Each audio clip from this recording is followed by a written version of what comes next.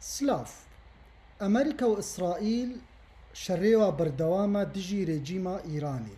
أفشر روبرو ودمدم وثانية وثانية دجوارتر دبي وبرخي هلوشاندنا فيري جيميدا دتشي وأفا أرمان جايا نخويا ونزلال جريفة بريا ترامب ويا نتنياهو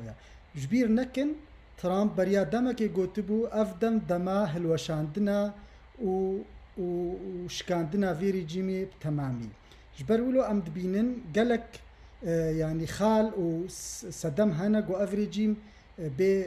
رخناندن وبي هلوشاندن سردستي ريفابريا ترامب ونتنياهو يكجي انه افريجيم البرخود دي برنجكي شوفيني وقال لكي دجوار إيريشي هفالبندي أمريكا تكي لعربستانا عربي وإمارات دولتين خليجيان بنقافا عربي لوادخي وأفناكيجي دهيليغو يعني الضغط وفشاري لسر أبوريا ناف دولتي بكي جبرقو في باجارين دولتي بترولينا جبر ولو أم دبيننجي كانالا هرمز إيران دخوازي دانوستاندنا أبوريان سفينين ين آبورية نفطيين قو تشنا أوروبا وتشنا الدولتين جيهاني إيران دخوازي وك سلاحة كي بكار بين دجي آبورية ناف دولتي وبتايبت دجي أوروبا جبرقو أوروبا ياقو تركيزي يا بنقهاوي اعتماد سر في كانال دكيج بو بترول اخوا وانرجي اخوا جبرولو ان هذا قوتنك هاي الفرتي قوتن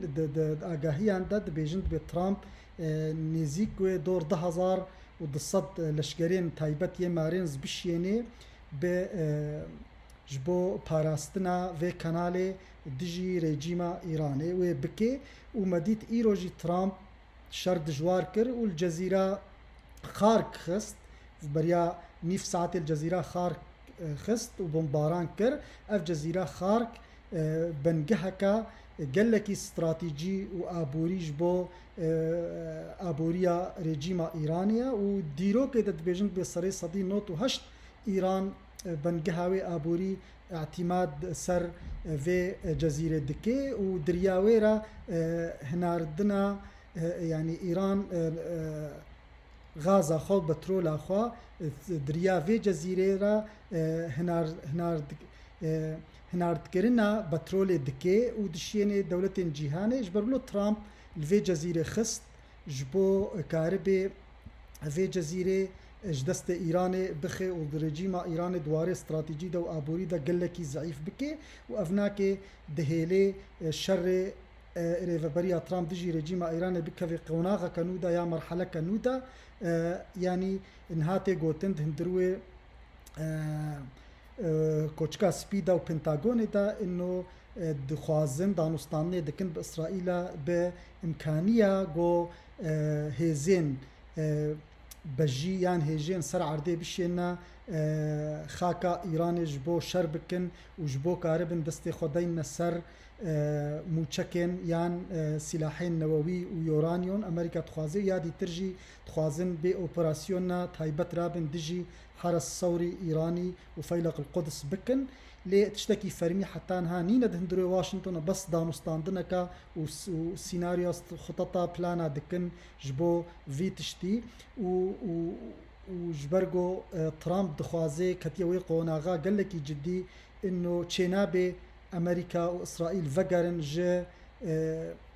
تنكرنا فيري جيمي وهلوشاندنا ويش برقو أفري جيم خبخوا يعني تقارب جا مرناخوا دكي أفري جيم نظماني دبلوماسي ونا يعني سلوكي خوا يعني تشتي خراب كاريغو خراب دكي دفجينا قري خناغو هري تدي ترامب درفتك داوانا بيشيش بو دانوستاندني قبول نكرن شرط مرجن ترامب يادي ترجي ترامب قد ام نما تخوازن دانوستاني باركن زمانه دبلوماسي دانوستانا دبلوماسي نممكنه ونما بكارتين ونما تشدبي اساسا ويادي ترجي افريجين بالعكس يعني بهتر خو بيسكر وبكاري شيطاني كر كاري قال لك خراب ما ديك شاوا دولتين عربا ايه هفالبندي امريكا بمباران دكي وتشاوا بتندي مشكن تا مشكين يعني إيه خراب تافيجي إسرائيلي وحتى هاجي مديد شاوا حتى ها الجور وول ستريت جورنال دبيجت بالسيزده لشگرین امریکی هاتنا کشتن و زیدای صدی جی بریندار بونا و افناکی وی بهلی گو ترامپ بکوی بن رخنه داد هندروی امریکا دا وجبرلو ترامپ نماش وی شرید وگری حتی گو سرکفتنی بدست نخه و کاربه گو ویری جیمی جف دا بخه جبر گو ویری جیمی جی قبول نتکر چه يعني درفتين ترامپ دا بروانا كيجي قبول ناكن جبرجو او دزانن جو شرط مرجين ترامپ بيك بينن افريجيم ووكا طيريجو بتشنك بينما كاري بفري افريجيم خلاص دبي تمامي وافتشتكي قال لك جرينجو افريجيم برخي بي سي تي دا وهوفانيه دا بردواما ليه يعني خلا دوامين يعني كردي ما يروجهلاتي كردستان كات كيجا قوناغي وروشيدنا جهانا كودريج بو بريارا وانا تفلي في شريبي بن يان تفلي نابن مديد تي بيراوة تمام ترامب دستبيكي قود جو ام دخوازن امو كردان بهفدورا هفال بندن وكار بكن دجي فيري جيما ايراني وبشتي ويناكي تليفون كرنش ريبرين كردافا تشد باشوري كردستان دبي وتشد روجلاتي كردستان دبي لي دوفرا نارينا خو جوهرت جو امنا خوازن كرد بكفنا بن خطر دا وكشتني دا جبر ولو جوت جو نها نلازمن جوت جو يعني بسني كردا دا لجوهنا بس أزد بينم يعني صدمين جو ترامب فجريا يك جي ضغطوا فشارين رجيم أردوغان ويادي ترجي بلكي إسرائيل وهناك إيه دورات ترامب جير جو تش شيورمن دي ويناك جير جو تبن جو ام كردان هاب كار بينن يان ام كردا ام بيجنا كردا درباس بن سرا خاكي وشربكن يعني وي بهلي جو ايران سركه في دوار سياسي دو بهلي شرك تشيبه بدجي كردان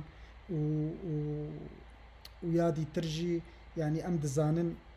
جافا جو كرد رابن بيم دعوا كردستان خوي سرفراز دكن رجيم ايرانك دكاري دوار سياسي دا بروباغندا كار بيني وبيجي ملطي ايراني فارس وغيري وانا كي دي ترجي بيجي بميزينوا كردين روجهلات دخوازن بارچبونا بارچكرنا خاكا ايراني وجبرولو افناكي وبهلي جو خلكين ايراني رابن دجي كردان واوبوزيسيونا ايراني جي او جي رابن دجي كردان وافناي بهلي اوبوزيسيونا ايراني جهفدودا بكافي وشري نافخوا تشيبي دجي كردان افتشتكي نقلكي استراتيجية جبرولو ازبين ابون صدمين جو ترامب افناكي تأجيل كريا لي روشاك كردين رجهلات تشياد رخيفي شريدة تشتي ازد زانم انه كردين مي رجهلات دبن هشيارية دنا وشعف ديريا في شركة بكودة دتشي والبنداغو وي لحظايان دماغو زانبن بانه افريجيم نما كاري بومباران بكي وطياري نمينن ومشكوين بالستين نمينن ويشاخي ويكاربن كردي مي وبشمرجي مي وهزي مين كردي يرجلاتي كردستان الدرباسي خاكا خببن ورزقار بكن وتفلي هالوسطى امريكا اوبراسيونا امريكا واسرائيل ببن بهزين ايراني دي ترى وعربارا جبو في رجيمي بهالوشين تمامي وكاربن بيشاروجا ايراني تيدا كار بكن برنجكي جو كرد ما في خوي نتوي والسياسي بدست بخن الجور ارمانجي خوا وهيفيه خوا يتشتي باشا قوم دبينن ها جو هزين رجلاتي كردستان يه سياسي داونستان بواشنطن ردكن وجبو بنيز بهفدورا كار دكن جبو مسألة كنجي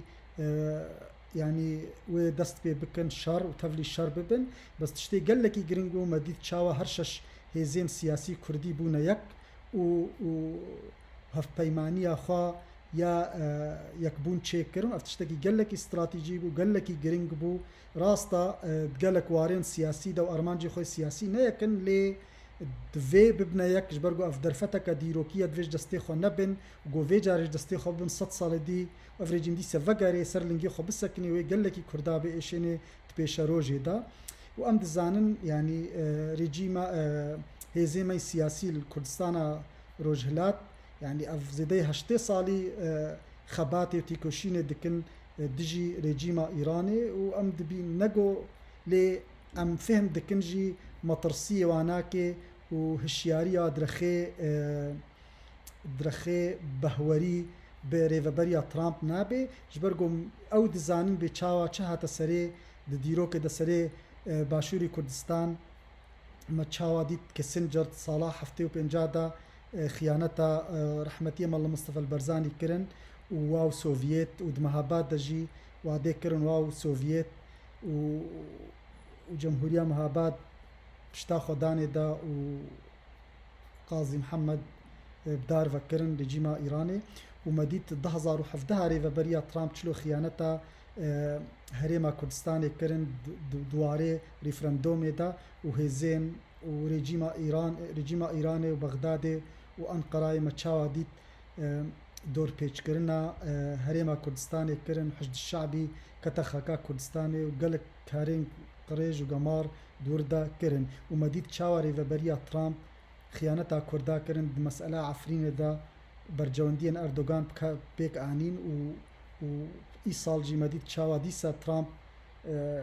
دو ولايتا خوينو دا ديسا خيانتا هزين سوريا ديمقراط و ريفبريا خو سر كر و كردين روجافا كر جبو صالح أردوغان و برجواندين جولاني و قاعدة سوري دا و مديد شاوا ريفبريا خو سر نما دهلوشي و كرد تشتك ناق هواناش غير چند بوستين محافظة حسچا وبلديات وبلكي دما بيش دجي ان چند اندام ببنا اندام برلمان زي دي ولو نينا جبر ولو ام فهم دكن هزيمي سياسي ريفبريه مي كرد روجهلاتي كردستان دبن وي مطرسيه دنا الرخي بهوري بريفبريه ترامب نايلي في جاري يعني ازدوق قناعتي دماج برغو اسرائيل دي مسألتي دا يعني امريكا واسرائيل بحاجه كردانا وزان هزا كردي چقا قوينا وزان كرد چاوا كارن ايران كنترول بكن وكردستانا روجهلاتا كردستان نوكا چه بنگهين يان تالين ايراني دي ترنج برغو كرد دكارن كردستانا رزگار بكن وشر هزين فيلق القدس وبارا والاشجار الايراني بهساني بكن جو امريكا في يعني هاجر امريكا نن فلاي زون يعني نهيلي ازماني يعني باراستنا ازماني جوار بيشكش بكي يادي ترجي اريكاريا استخباراتي اسايشي وهزنا امريكيجي يا ضباطي امريكيجي سر عرضي بهزين كرديرا بن جو كاربن بهفدورة بلان بكن بلانك استراتيجي لشجاري جو چاوا شر وخاكا إيراني بيشروجي دا كنترول بكن لي يا جرينجا جو هزين سياسي بري جو فاقس بلانا بكن دفي غارانتي وسوزكيج إسرائيل وأمريكا بسطينن سوزين سياسي يعني نكفنوي شاشيا كردين روجافادا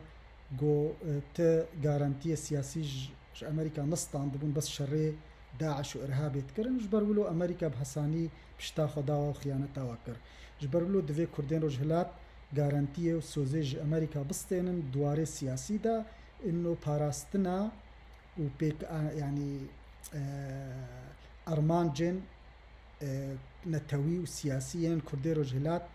دفي مضمون بن يعني دفي كرد بخوازن ريفبريا خسر حكم ذاتي د إيران كفدرال دا سيستما فدرالي بي وديمقراطي جبو كاربن إيران وك ديمقراطي وك هفي هبي وكرد خاكا خوا بريفا ببن وبرلمانا واهبي وسروكي واهبي وزارتا وك كردستانا عراقي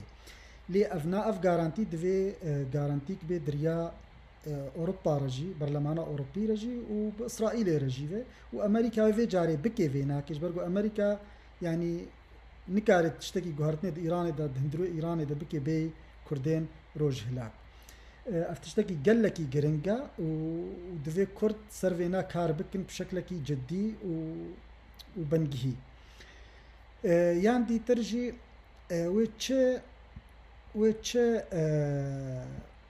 وچ فيدا بيان چه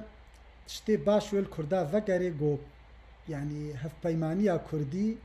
یا لشگری درباسی وی شریبه آریکاریا امریکا و اسرائیل بکه و بلکی جی پیش روز ده هزین عرب جی درباسش برگو ام بین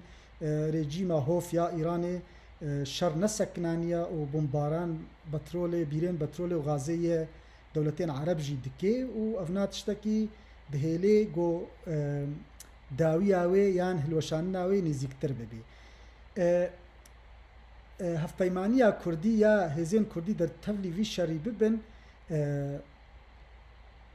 و يعني درفتك السياسي بدي كردا جو رولك بلزن الرخيد درفتك رولك عسكري يعني كرد دكارن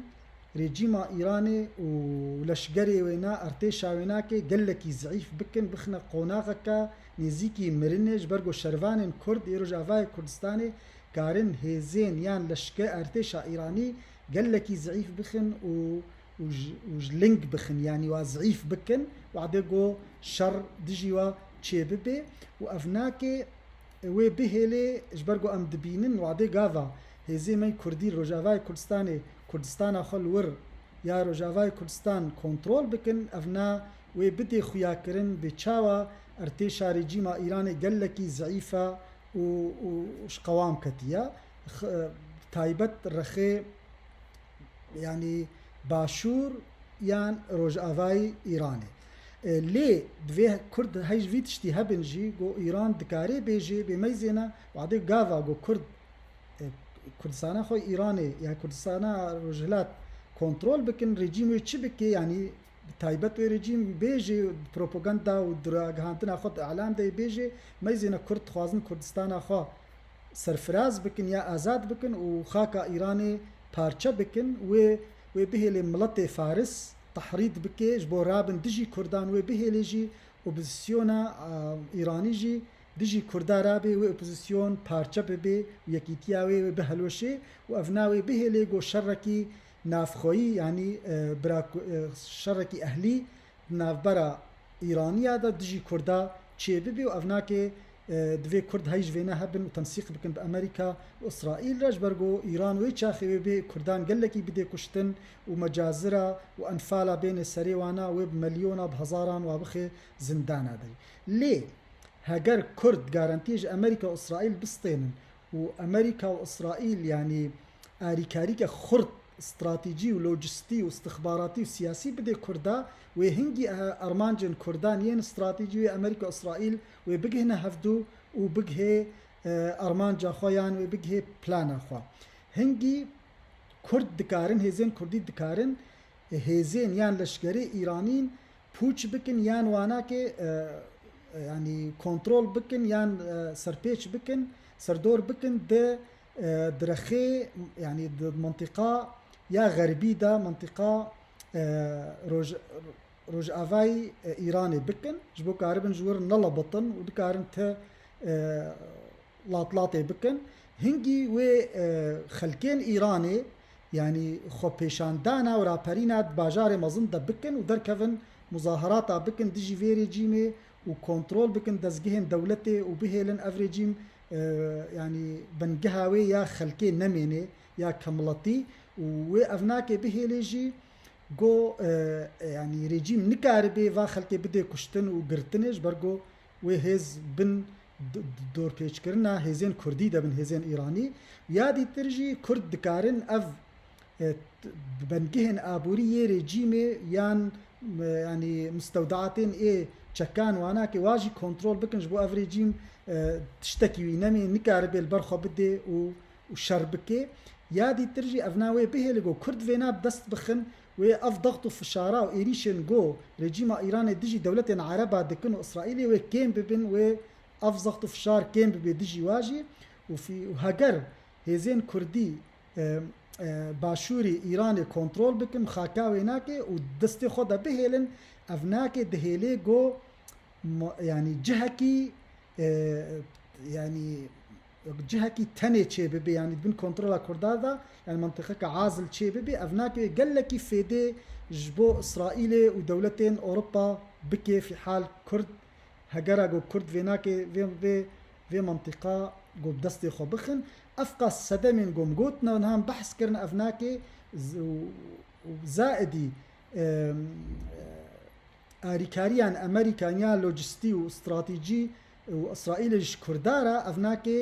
وێ بهێ تەڤلی ئاریکاریە سیاسی وێ ئەڤناکێ بهێ لێ گۆ کورد سەرکەڤن و ئەڤناکێ بێ گارنتیک و دەمانەک گۆ کورد di Rojhilatê Kurdistanê hikûmzatî yan rêveberiya xweserd bin sîstêmeka federalî de demokratî bi dest bixin û ev nakê wê bihê lê got Kurd yanî ew dîroka reş û rojên reş yê xemgîn dîsa kuştin û zulm û zor û edamat bi rexê Kurda de nemênin û Kurd ti cara nabina yedek yan şervanên erzan ji bo دولتên غربê û Amerîka divê Kurdên Rojhilat em zanin jîrin û ti cara nakevne va şaştiyên goberê dîroka Kurdî tê derbas bûn ji demakê Sincar heta niha. Derfeteka dîrokiya û Kurd divê zanibin çawa bi hişmendiyekê kar bênin û bighine armancê xwe netewî siyasî û em hêvî dikin û yani em hêvî dikin Kurdên Rojhilat bighine hestê xwe netewî û Kurdistana Rojhilat azad bibe û jin jiyan azadî serkeftin.